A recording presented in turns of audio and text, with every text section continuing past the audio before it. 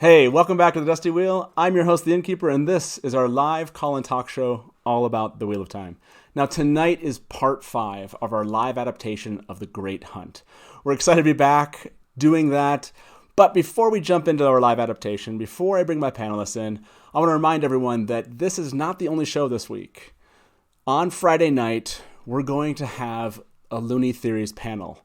We're going to have Sarah Nakamura with us, Christy Lucier, Team Moraine's going to be with me here.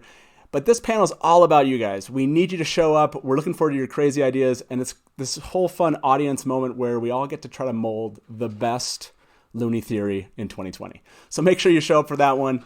Then before the official Wadon Prime Jordan Con line panel begins at 3 p.m. that morning on Saturday, I'm going to be meeting up with Rebecca from Reading the Pattern and John from What Up for a panel all about how we think season 1 of the Wadon Prime series will end.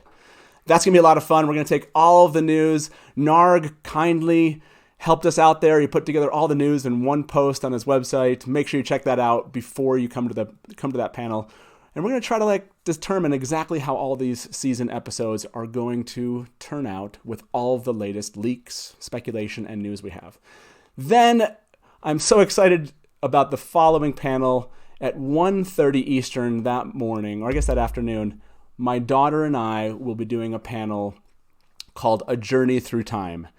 It'll be episode 1 of that, The Eye of the World, and it's going to be all about new readers of the books and me talking to my daughter just about her experience. And I'm looking forward to that. I hope you'll join us. For new readers and old readers, that's right, you know who you are, alike, are going to be there. A Journey Through Time. That's going to be a lot of fun. And then hopefully you guys will, of course, be sticking around. Not on our channel. It'll be Jordan Con will have a Wadon Prime panel, which I'll actually be moderating. I'm really excited for everyone to be there. So hopefully you've checked out Jordan Con's links. You're excited for Friday, Saturday, and Sunday with them. But then I do want to make a mention of one more panel next Watt Wednesday. Corey Lansdell. I don't know if you've ever seen Corey's work. Hopefully you have. He's an artist. And he's done some iconic, he's taken all of the actors and drawn pictures of them that I think are just, they're beautiful. You can't say any other word than that. I can't wait to have him here with me next Watt Wednesday. We're going to talk about all of his work. Make sure you sign up if you want a chance at maybe winning a giveaway we're going to do that night. Make sure you go to my Instagram account and his, follow the instructions. You'll see the post. You could walk away with an original piece of artwork he drew just for that night of Rand al'Thor. It's going to be awesome. So anyways, thanks for bearing with that, those announcements. Now let's get to what you're actually here for. Let me introduce my panelists for the evening. 3 people you all know well. Todd, Mary, and Natalia. Hey guys, it's awesome to see you again. I feel like it's been like a month or something. Yeah, I know, seriously. Right? It's been a crazy month since then, right? I think since the last time we spoke with Michael Kramer, Kate Redding. We had Sarah on, and we had Brandon 2 weeks ago. That was nuts. Yep. But anyways, it's awesome to see you all, and thank you for everyone that's in chat. I'm seeing you now. Really appreciate you all jumping in. Let's dive into this. For those of you that have never been here before, if this is the first time you've seen this is the 4 of us and everyone in chat adapting the books for what we think should show up in the television series. Yep, we're kind of playing at Rafe and his team. Like, we're in the writer's room, we get to make the decisions.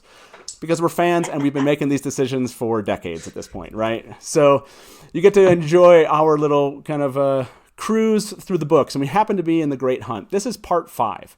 And actually, I don't think we're doing too bad. I think last time we were together, White Tower podcast was here, and we got through a pretty good chunk of stuff that happens at the White Tower. Now we're going to go back in time a little bit, and we're going to start in chapter 19 for those of you that are following along in your books.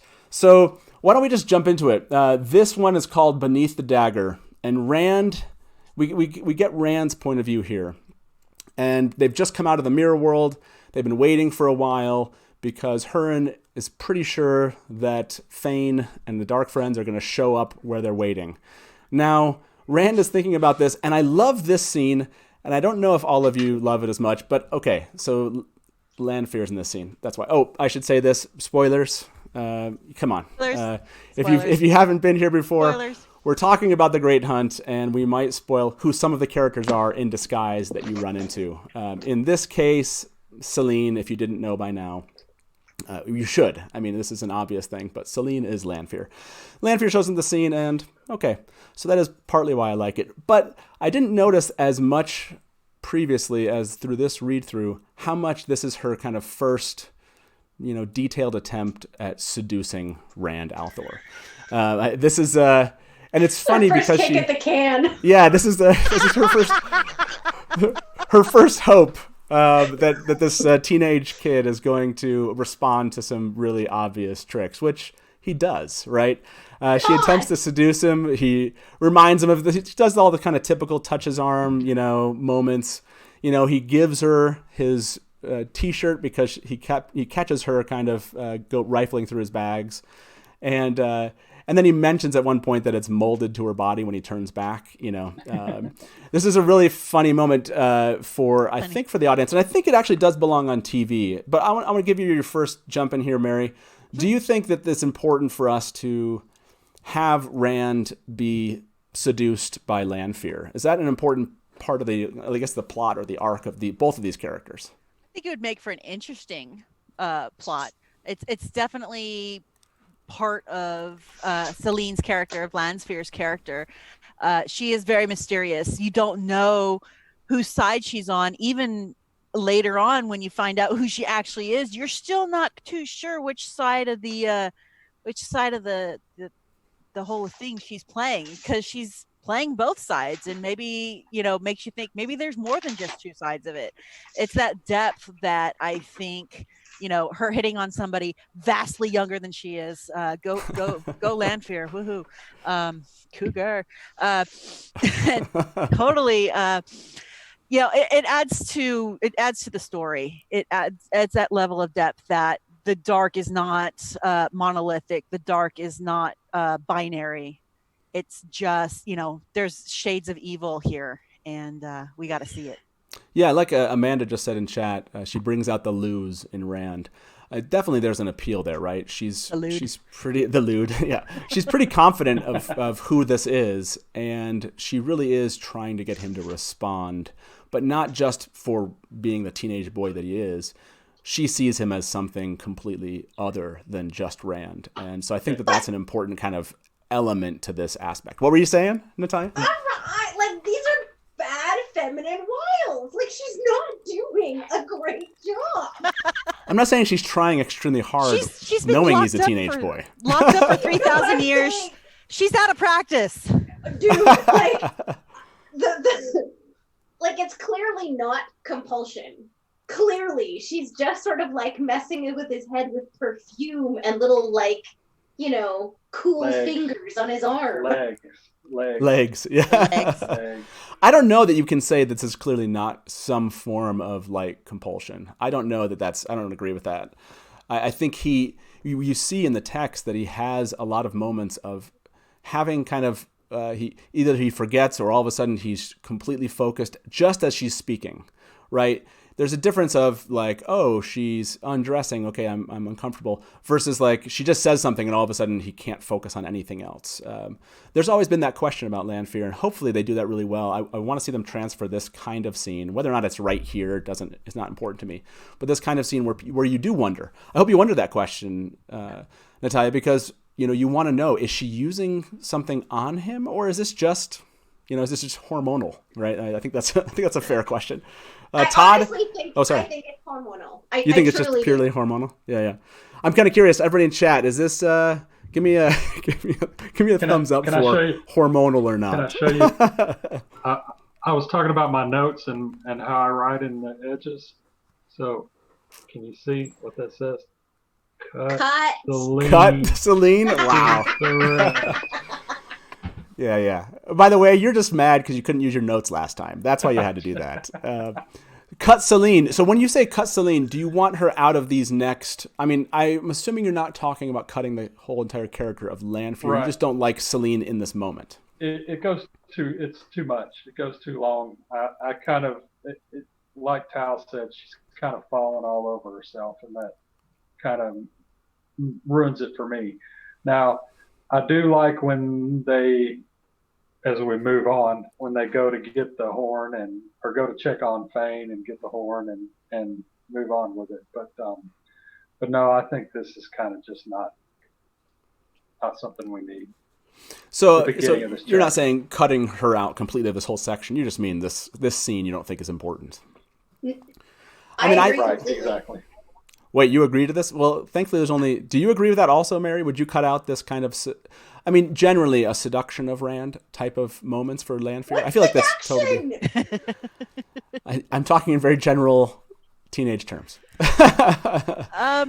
I think Selene is the first time we see, well, not counting Ishmael pretending to be the Dark One. This is the first time we see one of the Forsaken, the Chosen, slipping themselves into modern life. And part of the rest of the series is as that person, who's the Forsaken? Where are they hiding? And I just remember a lot of theorizing over the years, who's who and what's what, and everybody was suspect, and that level of paranoia is so ingrained in the series. This is kind of the first step, and I'm not surprised it's clumsy, but and ham-fisted. I mean, it's pretty obvious who she is. It gets a little bit more sophisticated as the series goes, and don't make me laugh, Rob. But see, Natalia, I mean, and Rob points this out in chat, which is true. You don't know that as a viewer, right? You don't know who she is. And you can believe that, I mean, she's kind of simpering, right? She's kind of this, she is maybe you can kind of believe at this point she's a cougar of some sort, but no, because she's not older. I mean, we know she's older because she's Lanfear. Yeah. She's sure she looks, well, she's certainly not teenage age looking. My point. To me, it's way over the top, and it's just kind of underwhelming, I guess. Okay, so I mean, I think it's down. But I think there's a way they could do it maybe less. I mean, that's what I guess all of you responding to is it feels like really ham-handed a bit. There is a really beautiful scene that I just want to hit before, like it's a line before we move forward. Yeah, and it's a tragedy that we can't get this because of just the translation from book to film. Yeah. But the line where he says he almost shamed himself with a squeak. Yes. I just had this beautiful image of Yosha. Yeah, that'd be fun. Yeah. It made me real happy. I think they could do the scene. I think they might do it better. I think that's generally, but I don't know if that's just how we react because we're a little bit older now. I can't remember exactly how I reacted when I was younger to the scene. You don't remember being an 18-year-old? Well, I can remember probably believing this is a very real kind of reaction from Rand here in this moment of whether or not it's like clumsy. But I think the important point of bringing the scene up was just, I agree with Mary, which is it sets off kind of this character and her relationship with Rand. And I hope that maybe that's less, I don't know. I guess people brought up creepy. I don't think it has to be. I think if they pick depending on the actress they pick, it might not seem so out of sorts for us. I think when we go back and read it and know who she is, it feels a little bit more creepy than it is. You're right about that. No, you're right about that. And so, but this is an important piece because it kind of kicks off now, not their moment here, but Rand and Loial go to check out, Therin comes back. I love the part where Therin comes back because he's running back and he's like, Rand. And he's like, oh, shoot. And that's where Selene is totally pissed because I believe she thought this was just the beginning of what was going to be a different kind of evening of her trying to tempt him to do something else. So Therin comes back and he's like, hey, I see this campfire. This is probably the moment. And then you have Rand and Loial go and check out. And obviously they go and take the horn and the dagger. I'm assuming no one here on the panel is going to argue that this is not a key moment to actually keep in the story and actually show on the television screen. Todd, is this on your list of keep moments? This is a keep moment. And okay. The reason for me it's a keep moment is, number one, he's going into the void using the oneness, as Selene calls it, and they show some of the sword forms, and I like seeing sword forms, and I want to see how they do that. Yeah, I think him going into the void here, it's distinctly different than every other time he's had this moment. And his finding the void and the dagger. I think the dagger is really an important question here. And I want to ask everybody, I'm kind of curious what everybody in chat's thinking about this. Because we know about the dagger, just from talking about this in fandom and getting answers about its effect on people, Rand has the dagger for a portion of time, not a lot of time, but he has the dagger for a portion of time. Do any of you believe that he is affected by this short period of time that he has the dagger? No. No. I was thinking about it, and it's possible that that's the reason why Satan came so easily to him, but I don't think it really affected him at all. Okay. I kind of wonder if this is our first inkling of Rand's... remember it talks about it, the dagger will accentuate a tendency. So I kind of wonder if he gets a little bit of a push towards his paranoia of taking care of women in the awkward way that he goes about doing it. Later on, we see how much he cares. Like he's like so devoted. Like I can't do anything that's going to lead to the death of a woman. And I wonder if in the books, this is maybe what you could say is like the first little push. And that's all I'm trying to suggest here is the dagger. We don't know how much influence is necessary in order to have that accentuating effect. And I kind of wonder if this is, again, a first little push towards Rand, what ends up becoming kind of more of a psychosis for him. But I do think this scene is amazing. And it's probably not even, it'll be a fun scene to translate to TV in the sense of him kind of sneaking into the camp. That's all going to be good. But I think it is definitely when he tells Loial to leave and he kind of backs towards him. And it says he hears the song of Saidin, which I think is an awesome moment. I think I don't know how they'll translate the Song of Saidin, but I can almost just see a wild look in his face a bit as he's not wild crazy, just this freedom that he feels all of a sudden in this moment as he's killing these Trollocs. Is this? Do I have to pronounce that correctly, or can I just pronounce it wrong like I always have? Which pronounce which? Saidin. Yeah, you can call it Saidin. I won't. Okay. I won't. People in chat will make fun of you. I won't make fun of you. Yeah, I don't care. I don't. I still get Massima wrong. I can't say his name. I don't know. Yeah, so I think this is a key moment for Rand, and he demonstrates an adeptness to the sword that he does not have. Don't tell me it's like, well, Lan taught him and therefore he's really this good. There certainly is an aspect of the Song of Saidin, if you will, that is affecting his ability here. And this is where we start getting an inkling of what starts to be this question for all of fans as far as, is he hearing another voice? Is he getting memories?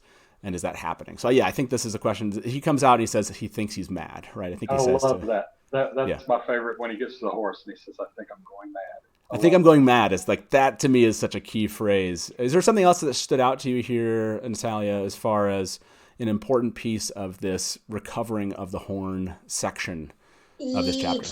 Just to skip the traveling to the camp. So, keep the cock block. Sorry. Keep the cock block. I don't know how else to say that. It's after 9 o'clock here.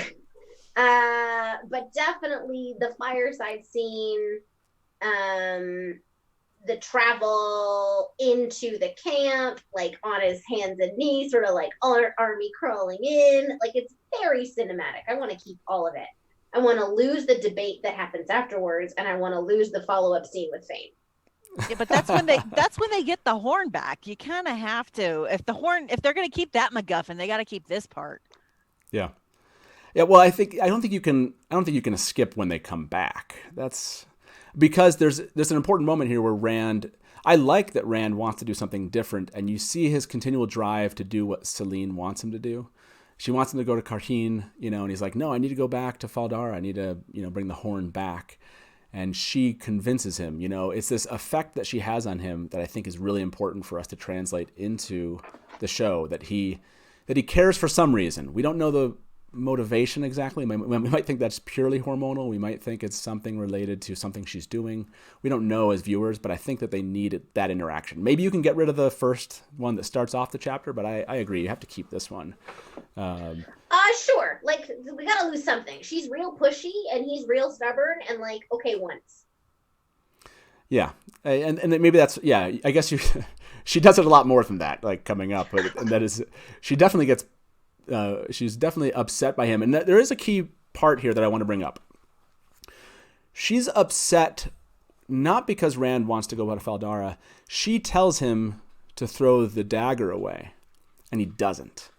Right? She's like, we just need to get rid of this dagger. Just throw it away, throw it away, throw it away. And he pushes to keep it. I think Loial even mentions, I thought it was Loial, mentions Mat, and it kind of catches Rand off guard a little bit. And he's like, oh yeah, we need to keep this. And not only that, the next morning, she talks about the fact that he kept the dagger. And I thought that was an interesting kind of like, that was one of the things that caught me off guard this time through, which was, why did she care so much that he kept this dagger? Like, why was that? Yeah, go ahead, Tom. I have a thought on that because I wish I had my book, but in my margin of my book, it says, does the dagger affect the horn? And I wonder if she thought that that was possible, that the dagger could somehow taint the horn. I think if she thought that, she would have not let it slide by. Yeah, I wonder if she felt like it was something that actually he could use against her. In other words, she was worried about that it might corrupt him potentially, and she's pissed because control him. Yeah, and this thing separate him from his friends. She's trying to separate him from his past life, so that way he relies on her.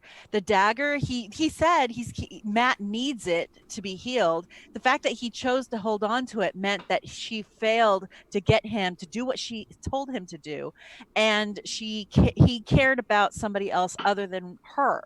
So it was like a double failure. This is the starting point of her trying to separate him and groom him to be hers. Yeah, I think that's really important. And MK and Rob pointed this both out, that same connection. Friends, and maybe there's an awareness that she does know that Mat will die if this dagger is gone. In other words, she might want to see his death, and how, again, that would disentangle him from these friends of his if Mat died. So I don't know, maybe there's a mix of that, It comes up later. I mean, Rand isn't the only one that she encounters one way or the other. Sure. Yeah. So, I mean, she knows who Mat is. She knows who Perrin is. Mm-hmm. Yeah. She knows who they are, what they are. So.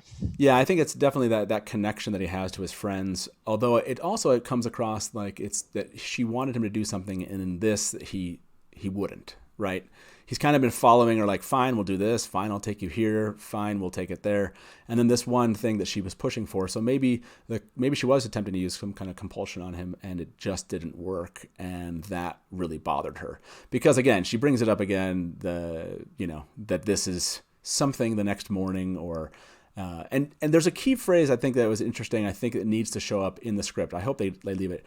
He asks her if she's Aes Sedai, and she says, she gets really pissed, and she says, "I am who I am, and I am no Aes Sedai," which I think is I think that's just a key piece of her character that needs to be built into the show, which is and it comes out perfectly there, because it's not telling you anything you'll eventually learn later. But for those, it's a total tell.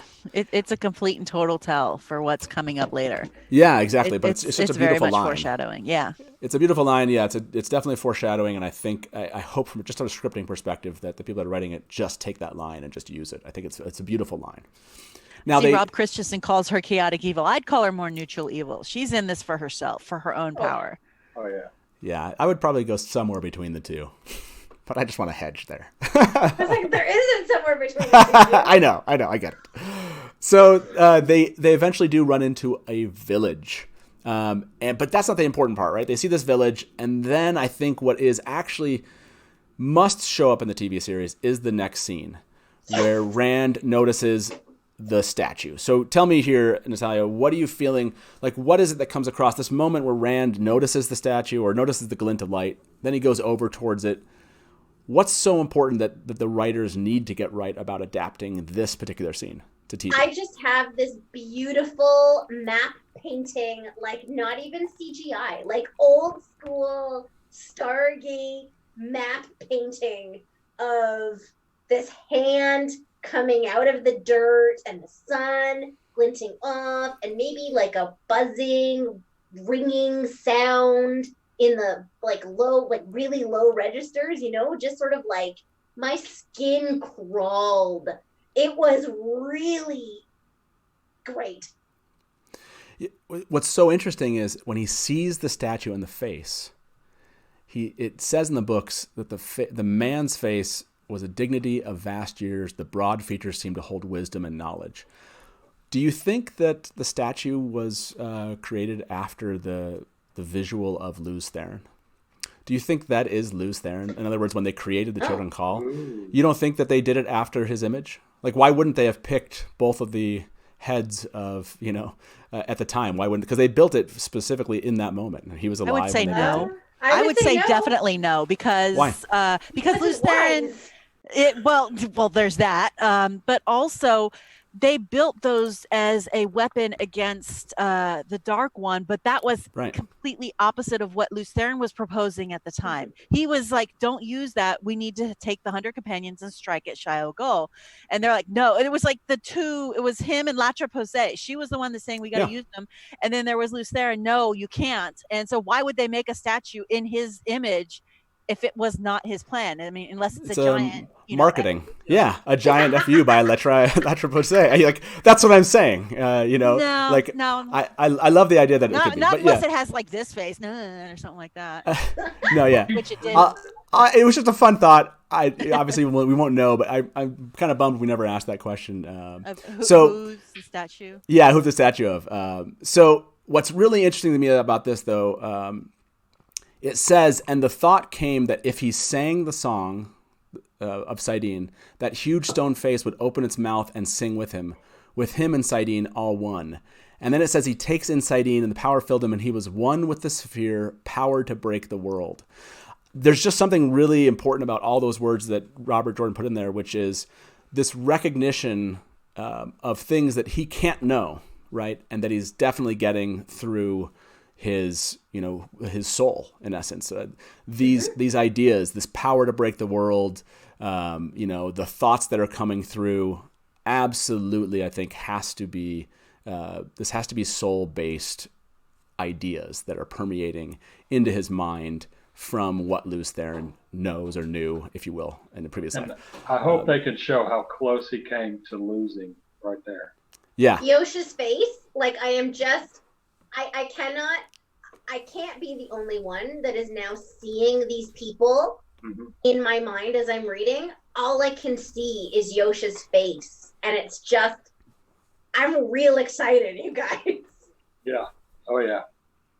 Yeah, that piece, this has to be, right, you want to believe that he was actually, because he is, right, on the edge. We're at least led to believe that you would die, right? And that's clearly what Selene or Lanfear is worried about, right, is trying to do what he actually just did and was able to break off of, which was touch this Sangreal directly and begin to be taken in by it. He probably would have died, I guess. I mean, well, it's the wheel, so yeah. I guess maybe it would have stopped it anyway, but it does seem like he's able to break the hold that it has on him and walk away. Obviously, that's what does happen. But this is such a key moment. Is there something else that's happening here, Mary, that you're hoping gets adapted, or is just what we've talked about enough and we can kind of walk away from the scene? Or is there something else here that we're missing that you want us to see on TV? I'm curious to see how they will to show this. I mean, there's a lot going on here. It could be, like Tal said, visually stunning, and I hope it is. And I think what caused the whole thing is he's, that's the largest and most powerful Sangreal ever made, and here he is, without realizing it, trying to use it without the safety key, and that's why everybody was freaked out about it. So. It's so heavy in the foreshadowing. It does need to be there at some level, and how they choose to go from there. Then he starts to recite lines from his ancestry as well. He speaks basically the Aiel creed. Yeah. And, are they going to put that there because the Aiel start showing up soon? And the Aiel are integral to the history of Cairhien, and I'm going to pronounce that wrong. I've been reading the series since the early 90s. It's Cairhien, I'm sorry. And to their history. So I'm curious to see how they're going to weave it all together. I don't think they're going to be able to leave it out. Yeah, I love that call out. That's a great call out. The Aiel connection in the scene is a good opportunity. The question is, and I guess what they can do is they can they can have him saying it. I guess we don't need any real visuals here. I think that just is a little bit of a hint of hearing him talk or say these words.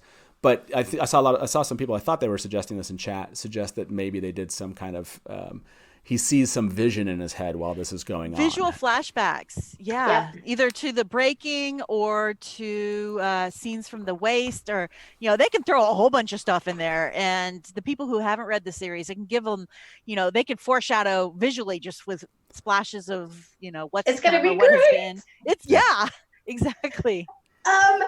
Two things. One, the only thing that's going to tell us how bad and how scary and how significant this is to see it on Selene's face. Yeah, that's a good point. Her being scared and like truly scared, I think is going to be important for us to get. But also, just random question: when did he hear that? When did Rand hear that chunk of Aiel? He never had. I'll have to go back. I was trying to remember, so I know that Perrin has heard it. Yeah, Rand hasn't. It's coming from within, right? Which is again, that whole section has to kind of illuminate that idea. Yeah. It's cool. And then he walks away, right? He breaks this moment, and I kind of hope this is like the end of an episode, right? That's what this is a good, maybe it's maybe it's some episode that's kind of built up to this part where they've gotten the horn, they've finally made it almost to Cairhien, and then he has this moment, and you don't know how it ends or something. It would be a nice, as they say, smash to black kind of moment, at least in my mind. But they do end up the next chapter at the 9 rings. And it'll be a fun, hopefully they leave the 9 rings moment just for a nice call out. But nothing much really happens here. And so this feels like to me the most obvious skippable moment in this section of chapters that we're hitting. Yes, you get introduced to an idea, which I think they can introduce much later or in a different spot. Dice de Mar, the game, the great game, I think it needs to obviously be part of this. But I don't think you need to in this moment. Rand does go into this inn, he plays some music. Captain Caldovan, ingratiates himself, shows some interest in Selene. Selene goes missing, which I think is totally unnecessary. If she's still in it, like, she just disappears. Unless they show some reason. And I guess maybe if you want to kind of give her this air of mystery, that's cool. She just goes missing. But I feel like this whole chapter is skippable. Even the part where, the soldiers kind of, bring him to the city. I feel like Hurin can explain to Rand everything that the soldiers are explaining. And in fact, I think he does. Is there anyone that wants to keep this? I mean, look, I love the whole 9 rings call out, but it can be an inn anywhere. Yeah, and Andrew brought this up in chat, which I think is totally true. We can name the 9 rings the inn he stays in, right? Like when he gets to Cairhien, that can be the 9 rings. It doesn't matter. So I feel like this is a complete drop. Is there anyone making a case for we need to keep this in our adaptation? No.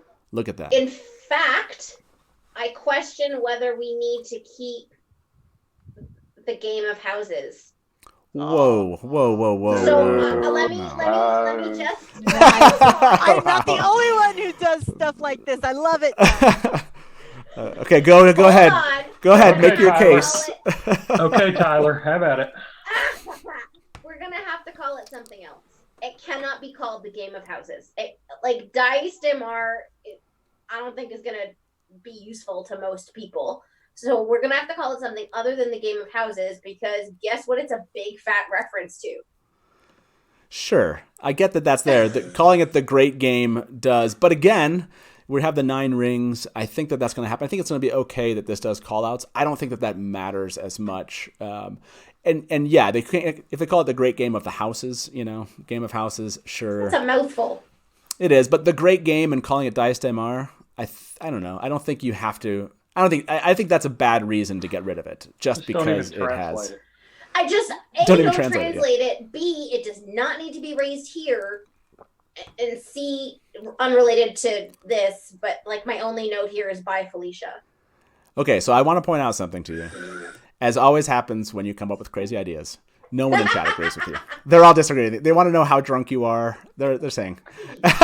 Oh wait, Lisa. Oh, of course Lisa agrees with you. She said Lisa agrees with you, Natalia. Roommates forever. Woohoo! No, I don't think you can do it. I don't think you can get rid of that. And no one here on the Translate panel. it. Call it Days Call it politicking. That's what it is. No. I think the game is. I think it's great, and I don't think we have to worry about it. Yeah. But we skipped the 9 rings. We put 9 rings elsewhere. I think we're totally cool with that. I did see some kind of people in chat that are like, I just thought that's of not something. cool. I know why What? you want to skip this, because this is when Selene leaves.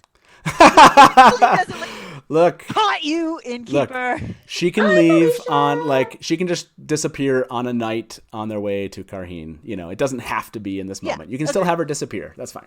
Well, so she can disagree once they get to Cairhien. Yes, that's true too. So then we have them arriving in Cairhien, right? I think this is important. We've had this moment in Cairhien. We had this moment in Faldara a little bit. I think we decided we'd catch Faldara and kind of the impression that people have on it on the way back. I think in our live adaptation. Then we had a couple weeks ago when we talked about the White Tower, how important it was to get this entry point into the White Tower. I still think, and I know it could be too many of these they're seeing another big city moments. No. But I still think that Cairhien, with its history with the Aiel and the what do you call them, the topless towers of Cairhien, I think it's really important to see, because that was one of the building blocks Jordan used, right? The different cultures and nations. He had fun with this, right? He built them from various different cultures. He added his own stuff in. This was important to him, and I hope that they do keep this important to the viewer in the TV series. This notion of Cairhien is completely different than Cairhien, than the White Tower, or than Tar Valon. I hope that we get that notion here. And I just like those sweeping landscape shots, of the cities. So it's critical. I'm the one that seems to be real big on the architecture differences between the cities, but I love the visual contrast between the foregate and it's completely random colors and sounds and smells to sort of the rigidity and literal squareness of Cairhien. And the idea of seeing these beautiful towers with scaffolding and emptiness at the top, it's too beautiful to pass up. I really want to see it. Yeah, I don't think there's a good case to even get rid of it here. And I love, though, I hope they I hope they don't get rid of the foregate. Todd, no. I feel like that's a really key piece of this. Would you see any reason, or what is it they need to get right about the foregate if we keep that? What is it you want to see them transfer to the screen? It needs to be kind of a mess. He talks about the hand-me-down clothes and the buildings just piled on top of each other, and some of them are there was one he was describing that people were inside dancing and you could actually see the building moving, shifting, and I think that's kind of shows how haphazardly everything's put together. But also you can't have that beautiful scene that we're going to get to in chapter 27 with the Trollocs if we don't have a totally frenetic foregate. And if we lose that scene, I'm a cry. Well, and the other thing I was going to say that I haven't here is they have to stay in the inn called the Defender of the Dragonsworn. I like that the way he describes the picture with the Aiel being stepped on and then he's going in looking like an Aiel. Yep. It also sets up this whole section, sets up the political consequences of Galadriel being a bad friggin' king. And how circuses before bread is really going to bite him in the ass. Which, by the way, everyone watching loves how each of the four of us has a different way of saying Cairhien or Cairhien or whatever. I'm the one saying it right. I don't really. I purposely haven't said it yet. After my interview with Kate Redding and Michael Kramer, to me, I call BS on anyone's notion that these were ever decided at some point. When Robert Jordan was like, I don't know, just do your best. To me, that's what he's saying to all of us. So, but yeah, I think you need to capture the moment of the king.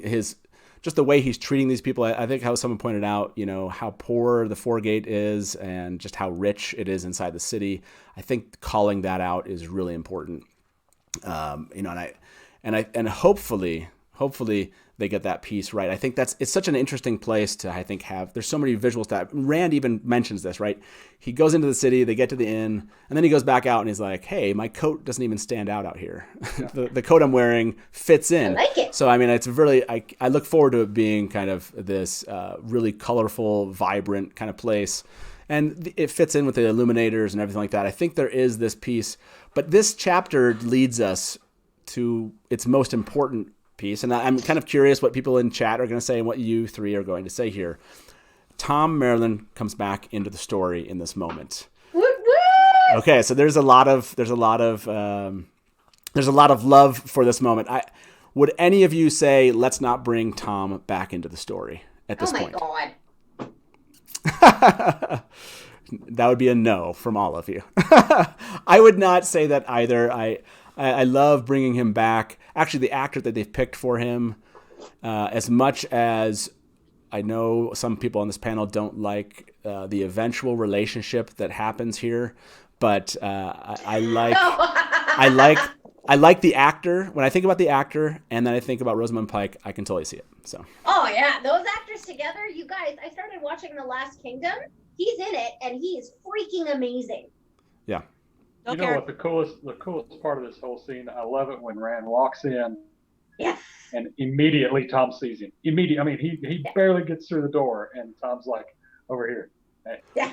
Well, he sees him because Rand's probably the tallest person in that room. You know, probably 2 meters tall and a redhead. Yeah, exactly. Well, so what's interesting, so I want to point this out. For those of you that are hoping we're going to do some calls, we'll do that in about 10 minutes. You know, we'll bring some callers in and hear what you have to say about what we've said so far. But he is telling a story here about the Great Hunt. And he brings up the Shara Pass, and it's from a book called The Flame, the Blade, and the Heart. It's a book of romantic adventures. I just love the time that Jordan put into just stuff like that, right? It's this like paragraph, almost meaningless because we're all excited about Rand finding Thom.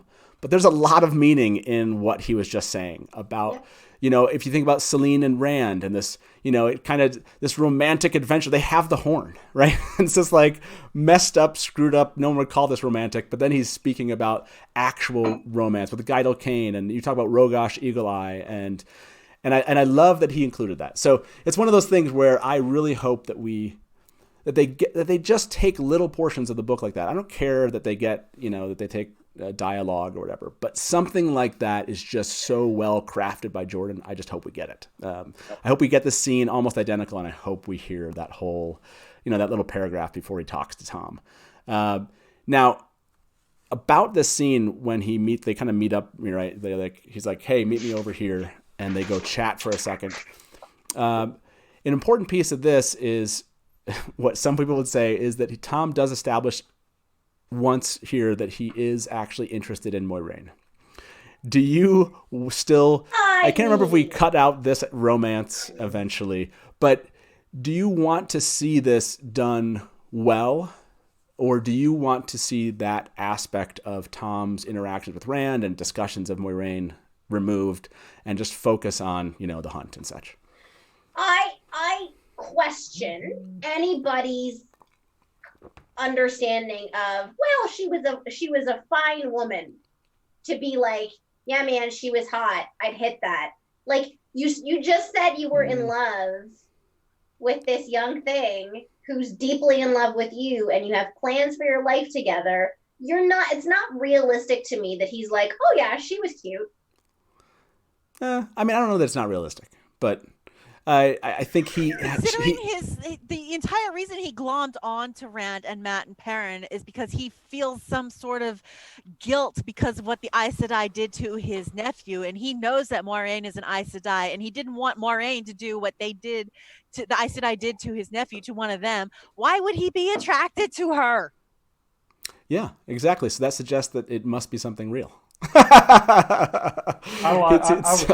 Okay, you need to stop reading all those enemy to lovers fanfics. I love them too, trust me, but no, it doesn't belong here. I disagree.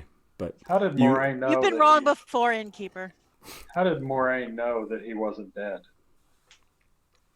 Because they're connected from the soul. God, I just ate. Tal, please. Because they're connected. That's a good question. The dyad and the Force. I don't remember if we have a good answer for that, about why she didn't believe. Oh, no, but I thought they passed through that. I would assume she knew because they passed through Whitebridge. And she probably, just because it doesn't show on screen, she probably did some asking around.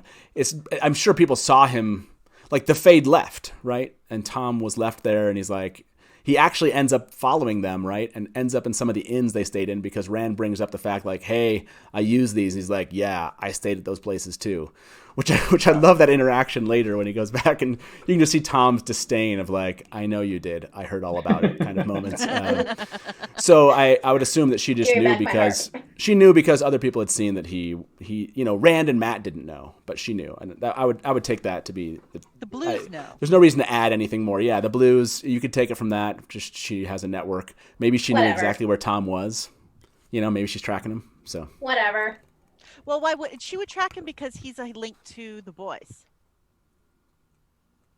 But Joe and some people are bringing up Min viewing. So, yeah, because what Min told Moraine. You mean the sexy Thom. lamp? Sorry. Yes. Wow, you just look. We're not even bringing up Min at this point. Stop it. Okay, stay focused. You brought up Min. No, they brought up Min. It's not my fault. I just kept their conversation going. So that's. Can we talk about Dina? Can we keep her? Yeah. No. So that shows up in chapter 26, right? Rand takes Loial, which I love, with him. It's funny because Rand's trying to make a case here, right? He's trying to get Thom back in, right? This whole chapter is Rand wanting Thom to be back in his gang.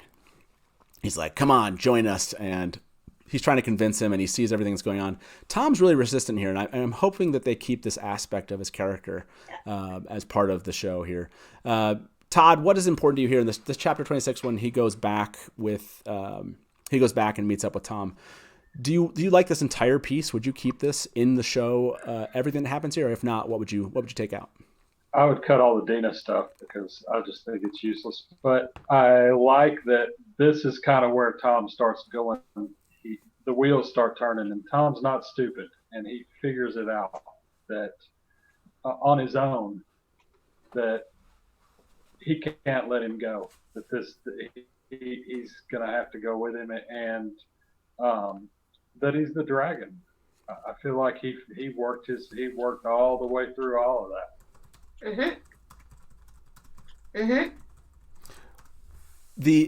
But the aspect of Dina. And I like how the Bets pointed this out in chat. Dina's my favorite collateral damage character. I think there is an important aspect. You can't just take out characters just because you don't like them when they do. Can we stop using women to push men to action? Yeah, I was gonna say Dina was totally fridged. He kicked her to the curb quick. Yeah. So you want to get rid of Dina here. In other words, you can't have it both ways. Either he's in love with Matt or he's in love with Maureen. There's a twist. Or there's a loony theory. You can't fridge her if you're then going to undermine his affection and love for her. So, okay. He's pushing hard back against Rand. So you can change this moment and you can just say Rand convinces him, and that's fine. You can be like, it's not a good heist movie if you don't have an old timer saying, no, I'm out. Yeah, but it's just like he leaves, and then she's like, he wasn't going to go back, right? It was the anger of this thing is going to follow him, so he jumps back in. Yes, I get it. This idea that she dies, but I don't think that is what Jordan's idea was. I don't think he was like, I'm going to have another woman die to push a man to do it. I think he was trying to say... Just because he doesn't understand or acknowledge the bias doesn't mean it doesn't exist. But I don't think it exists here. But I think Thom here has found a place that he's okay with not going back. He's okay with not... He's found something that he loves enough. He's found a place he loves enough. I mean, when Rand says to him, why don't you go to Ilion? That's where you wanted to go. And he's like, no, I don't want any more of that trouble. Bael is going to talk about me. I don't want this in my life anymore. Rand presses really hard here, and Rand's Therin. So Thom denies him, right? Thom is denying him in this point. So to me, it's not just like some bias on Jordan's part. This is actually a key moment for Thom. And regardless if it fits some stereotype that you don't like, to me, doesn't mean that this is one of those moments. So, okay. But I feel like the panel is anti-Dina. So let me check out here. Mary, are you a keep Dina or get rid of her? I'm on the fence. Todd, are you a keeper or cut? A cut. I know where you're at, Natalia. You're cut Dina, I'm assuming. No, I love Dina. I want to keep her. Oh, you're a cut the moment that the killing of Dina, but you want to keep her. Okay, cool. Well, then that works for me. Let's keep her. Also, this chapter is the first time we hear the dragon prophecy from Thom, specifically linked to Rand. I love this whole chapter. I really do. Yes, that aspect of this, right? And I think you're bringing up the important piece here. Sorry. Yeah, no, I think that's a good call out, which is Rand's discussion with him about the prophecies, and that needs to happen. I think. Oh well, I say it needs to happen, but it might be a little bit too much exposition. Why do we need that moment? I was for it, but now I'm a little bit now on the fence here. Of is it really necessary? We already kind of have a feeling of who Rand is. Rand has the horn. Rand showing he's curious about what the prophecies say.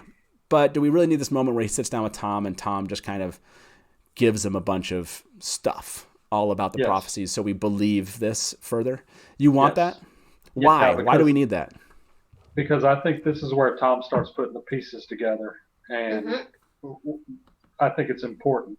And, he sits and thinks about it for a long time, working. And that's what Thom does. He works through the game, if you want to put it that way.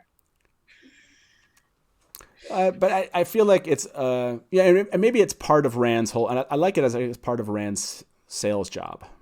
He's trying to pull him in. He's like, you have all this information that I don't have. You can help me out. I need, and so maybe I guess I can accept it from that. I need you, Obi-Wan.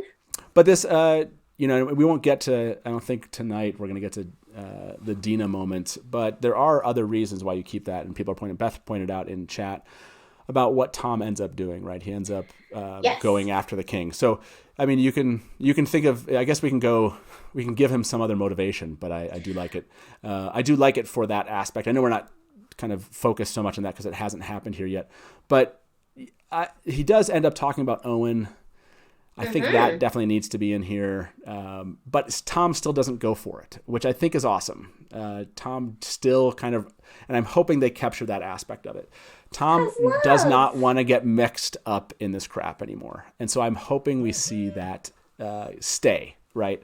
I don't want there to just be like, Rand sees him, and for purposes of cutting time, he's just like, cool, I'm going to go with you now. I hope that doesn't happen. So, right. No. And for those of you that are watching us, this is now the time to tell you that the phone lines are open. You can give us a call at 1-313-825-5968, 1-313-825-5968. Give us a call. I'm curious if you disagree with how we would have adapted the book so far for television. Is there something that we cut that you didn't like, something we're keeping you don't like? And, it's always fun to talk to you guys. So give us a call if you're interested in talking about the Great Hunt with us, or I guess if you just want to say hi, because we've been gone for a while. So chapter 27, Rand and Loial do go back, right? Empty-handed, if you will. I love this scene, this aspect of this. I love this whole section only because, and maybe it's what I love most is Loial here. You finally get an idea of his ability, his strength. You're kind of curious. You've seen him probably at this point run. You've seen him do a lot of things, but this is the first time he kills, right? And he kills on behalf of Rand, which is probably really out of character for him and others of the Ogier. And now we have this moment where he's saving Rand's life. Mary, would you keep this whole entire section where we have this puppets and the Trollocs and Fane has arrived finally, in essence, and they're trapping them back and they push them to the Illuminators? Like, do we need to go that far and kind of have this whole moment where Selene comes back for a second, which I don't get? And then she leaves again. She has this whole weird. I want to go back and ask Jordan like why this particular moment for Selene, because she's there for like 30 minutes and then she's gone. Do you think we need this section, or would you cut this and move the story forward? Well, it depends on where they're going next, really. I mean, the entire reason to have the Trollocs show up is to spur the story on. They're still being chased. Fane is still a threat. They can probably, I don't know what they could skip. I wouldn't skip rerunning into Thom, because Tom's got to get introduced back into things. But to run into Trollocs immediately after that, I don't see any problem with leaving it in. I mean, you don't want the whole scene in Cairhien to linger. I mean, they got to get out of there and move on. It's building up to the point, where Cairhien basically explodes. So, quite literally. Yeah, pretty much. So they got to get to where all the boom stuff is. Yeah, but so I'm against the whole exploding. Go ahead, Natalia. I need to talk about the visual of Trolloc puppets sniffing the air with no sticks and like grabbing its real sword, and Rand being like, "Oh shit, that's a problem." And I want this whole. Desperately, this is the first time he actively tries to consciously channel. Yes, and it's to save his friend, and he can't, and he fails miserably. Yeah, I love this for some reason. Yeah, I think it's and also Rand changes people. His interactions with them change people, and this just changes Loial forever. Right, this moment, and he's shocked in the moment, but he doesn't have a lot of time to be shocked, because all of a sudden they notice there's other groups and they have to go. But this is such a key moment. I would love to see them keep this in, simply for, like, I could even cut the Illuminators section out. I just don't have I don't care about that section as much as Loial going through this moment with Rand, and to me it's so important to know that Loial does this in this moment for me. He fights a Trolloc hand to hand. Who does that? Yeah. No one else can do that. What were you saying, Todd? I said he does it for Rand. Yeah. Right. Yeah. To me, this is. I mean, I would be disappointed if they took this aspect of it out for, or they just don't want the viewers to, think the Ogier. Like, in other words, if they want to keep the Ogier a certain way and viewed a certain way in the viewer's mind, I hope that that's not part of this. I hope that they show that, and Loial doesn't have to be, because he's different anyway from the other Ogier that we meet. So he expresses regret. He expresses sadness. Yeah, for sure. And we do have a caller. Andrew is on the line, and he wants to talk with us about the statue. Let's talk to him. Andrew, welcome back to the Dusty Wheel. How you doing, man? Pretty good. Yourself? Good. So the statue, what do you want to revisit about the statue? Yeah, I mean, I guess the question is that scene. I mean, I think that, like you said earlier, I agree with you that you need to show the statue, and I think that the rest of the whole time in the town can be different. But I guess the question is, how much reliance do you think they're going to have on the statue in the Choldin, and I'm pronouncing it wrong, throughout the whole Chodan call series? Yeah. The Chodan call, because obviously if you're not going to emphasize that particular aspect, you don't need that scene entirely. Yeah. I mean, that's the reason to have this scene, is to set it up for further books. So I'm just curious as to how the panel thinks they're going to use that weapon going forward. That's a good question. Like, if we showed that scene to my panelists here, Mary, if we include the statue scene, because we seem to have all liked it a lot, do we need to carry it forward into stuff that happened later? In other words, is it required, or can it just be seen and they can drop the Chodan call and they can just ignore the statues completely afterwards? It depends on how many seasons we get. Yeah, right? That's true. That's true. I guess that's one of those decisions where you're like, they are probably writing this going, we don't have to worry about that for a while. Yeah, but I mean, at this point in time, it's like Whitebridge. It's like the if we kept it, the Tower of Genji. It's a remnant of the ages past. So it can be chalked up to that, and people can forget about it until it shows up later, and they go, "Oh, dude, that's what that's from." Yeah. That's what do you want to see them do with it, Andrew? Do you think that they should? No, I think they need to keep it, because if we're lucky enough and we get the series far enough, and I think they'll keep certain elements of that weapon. And I think that you can't. The fact that you have this in the book is another great example of Jordan's foreshadowing and sort of how he planned it out, at least in his mind, what he was going to do. You know, the great chess master almost. You know, many moves ahead. And so I think that if you don't have this scene in the TV show, you know, you could, for the first couple of books, that's fine. But then when you get to the later books and you bring this concept back in, then I think it loses something. Yeah, well, I actually like it for, you know, what do they call it, the gun on the mantle aspect of it. I think you have to kind of bring it up this early just to avoid anyone feeling like, wait a second, this is like a Deus Ex Machina moment where you're like, oh, there just happened to be this thing, and that's how they're able to, you know, cleanse Sidene or whatever. You know, like this idea of you can't. I like that Jordan did bring this up. He didn't hide these things from us, right? They're there. They're in plain view. We just didn't know how he was going to piece it all together, and maybe that was the brilliance of having, you know, so many kind of pieces like this. We knew they were possible to be used. We just didn't know how it was going to be done, and so we let them go until they came back. You know, I like that aspect. So I do want to ask you, Andrew, are you a keep Dina or are you a cut Dina? Oh, definitely keeper. Okay. That's what I assumed. I assumed keep her in the story. Is there something that you would have cut? That we didn't cut? No, I think that the one thing that I think you really need to cut, and I don't know if you guys decided to cut it or not, was Fane's reaction to losing the horn. I think you need to keep that, because you need to build up Fane as a more credible villain at this point in time in the series. Because I think he's right now is the main.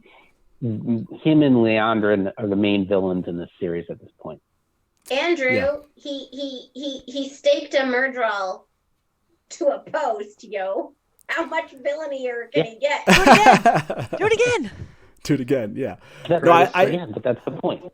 Yeah, I agree with him. I agree with we should have more Fane than we've had at this point. Yeah, I would agree that we would need to see more of him than we did, and than these chapters have given us. I didn't like his moment, like, Althor, I'm gonna get you. You know, I thought that was a little bit much. Those pesky kids. Yeah. You want to see more than just those moments. I agree. Hey, Andrew, thanks always for calling in, man. Appreciate it. Thank you. Hey, we'll talk to you soon. Right. Bye. Bye. William Rogers in chat said, Fane, a credible villain? When did that happen? Exactly. He needs to be a more credible villain. That's the point.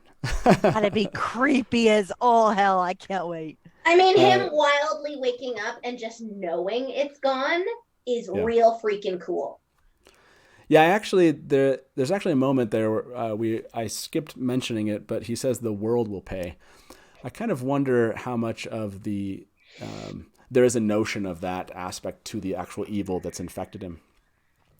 You know, however it was created. But anyways, the world will pay, I thought, was an interesting kind of aspect to his, like, I've left the dark one behind, the world will pay. It just kind of was like struck me as odd for Fane to say for everything that happened to him, but maybe not. Lancer's on the call. Let's bring him in.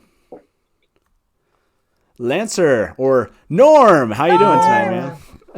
What's up, everybody? And Cal 1983 called. They want their matte paintings back. I mean, seriously? Hey, you gotta love old school. Okay, but there's old school, and then we're in the 21st century. So, I mean, really? Game of Thrones and The Witcher both used matte paintings to great effect, sir.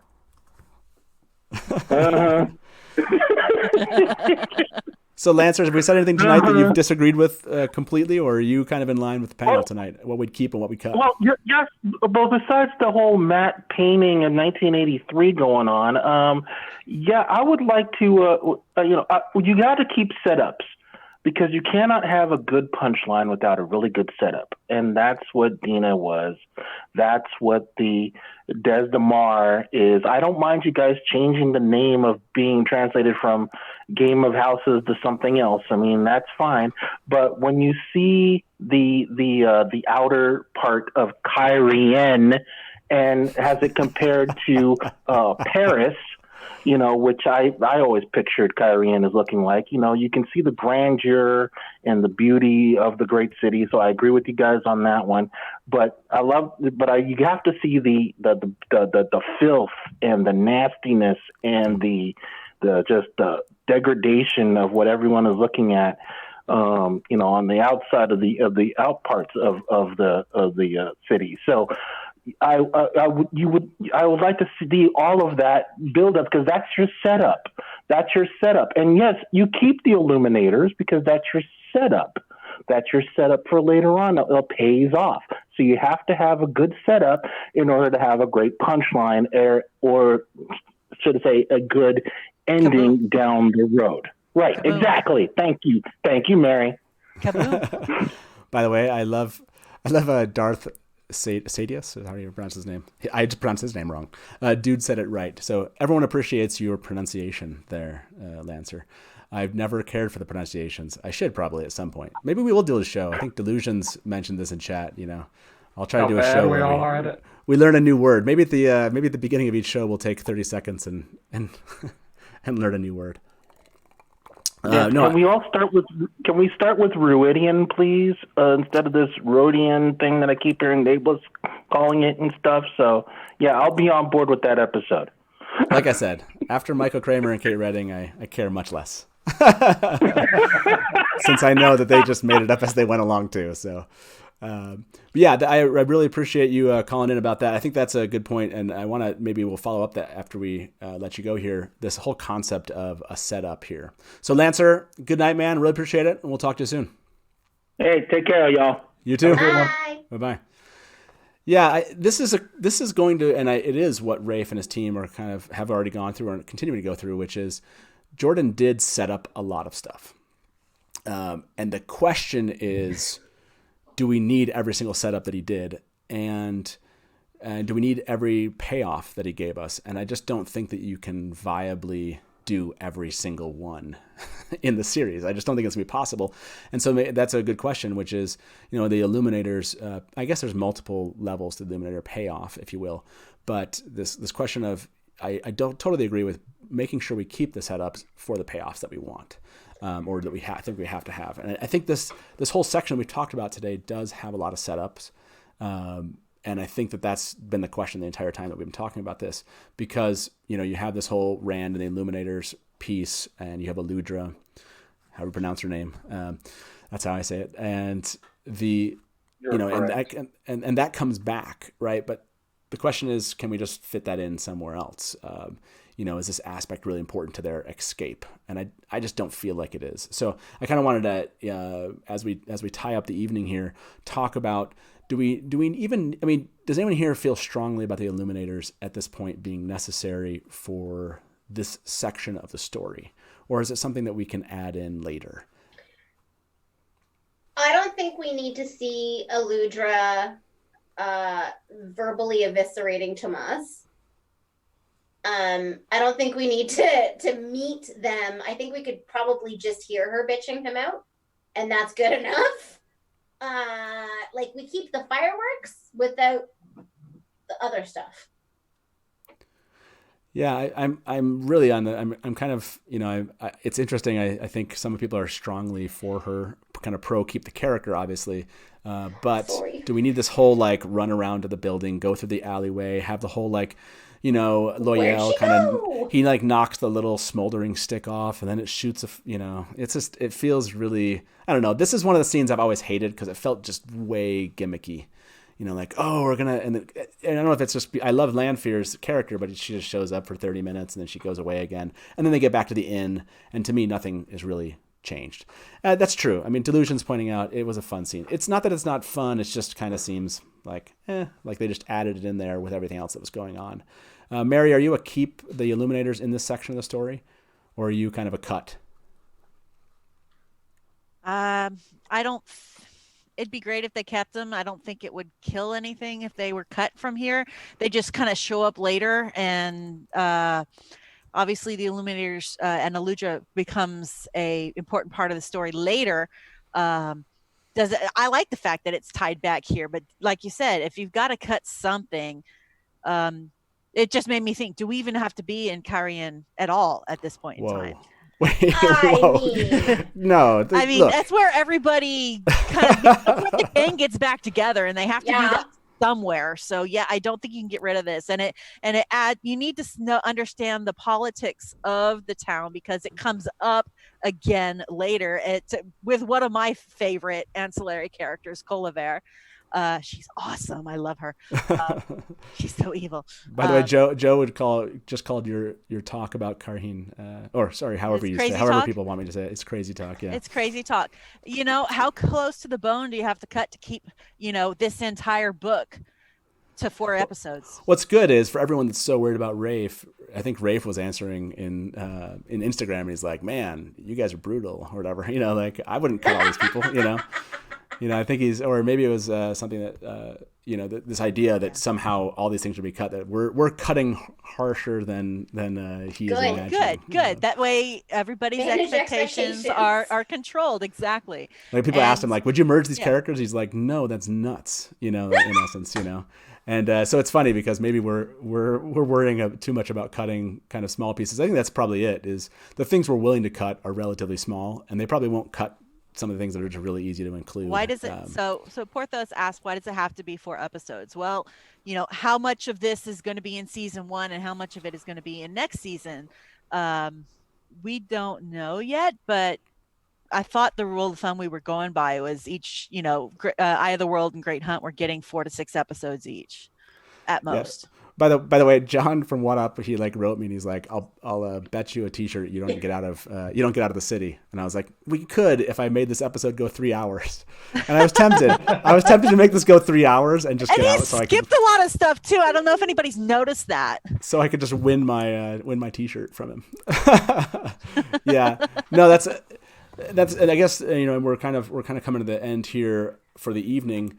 But this idea, and we didn't even make it to the manor today. I thought we would actually get there, and it's such a great scene. And I think we have to keep that. I mean, Joe brought up the whole story will make great television. I totally agree. So that's why we couldn't skip the city for sure. I love that aspect of of Fane, and that whole section. I love it. Yes. So yeah, let's tie this up for everybody. We made it this far. We didn't make it as far as we would like.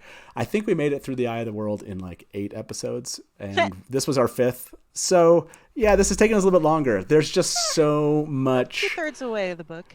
There's just so much. Book. Yeah. So sorry for those of you that were hoping we would get to the manor tonight. I gotta be honest. I feel like this is. I love the Great Hunt, and I don't know that I could have said that before doing this. Oh man, I've always loved the Great Hunt, but this is just reminding why I love this so much. We are going to struggle through the Shadow Rising. It's my favorite. It's my favorite too, and it's the longest book. And oh my god, all of it. But my memory of the Dragon Reborn is will all be like this. Yep, fast forward. Okay, let's do that. But no, we'll find out when we get there. Thanks everybody in chat for making your comments and calling out our poor pronunciation. I totally agree. Someday I'll care enough. And what's that? Still didn't have to say it. Which one? Cairhien. He hasn't had to say it. I still haven't had to say it. Yeah. Come on. Yeah. Well, like I said, we'll maybe we'll do a 30-second, like, here's the 3 big words everyone's going to complain about. Let's tackle those. But yeah, thanks everyone for showing up. It's awesome to be back. And make sure you show up for Looney Theories. That's going to be fun. It's always fun. If you've ever seen it, you can go look up old episodes. It's pretty much would be the same exact thing, just in a live panel like this. And then, hopefully you stick around and enjoy Jordan Conline, as they're calling it this year. And I'm looking forward to seeing everybody in chat and in those panels. It's been a lot of fun. And thank you to you 3. It's awesome to see your faces again. So happy to be back. Yay. Yeah, it's awesome to have you here. And as a reminder, next week we have Corey Lansdell. And go check out, like I said, that giveaway on Instagram. You can find it on our accounts. You can see in the description the link there. Go get a chance for it. Again, it's a one-of-a-kind original art piece of Rand al'Thor by Corey. It's awesome. So everybody, thanks. It's awesome to be back with you doing these live adaptations. We'll be back next month with this particular episode type. And so we'll get back into the manor. And for those of you that are sticking around, I look forward to seeing you in Discord. We jump into chat after this and we have a lot of fun. So check out the link. Come over there. It's a blast. And good night from the Dusty Wheel, everybody. Hey, y'all. And as we say, smash to black. If you want news and rumors,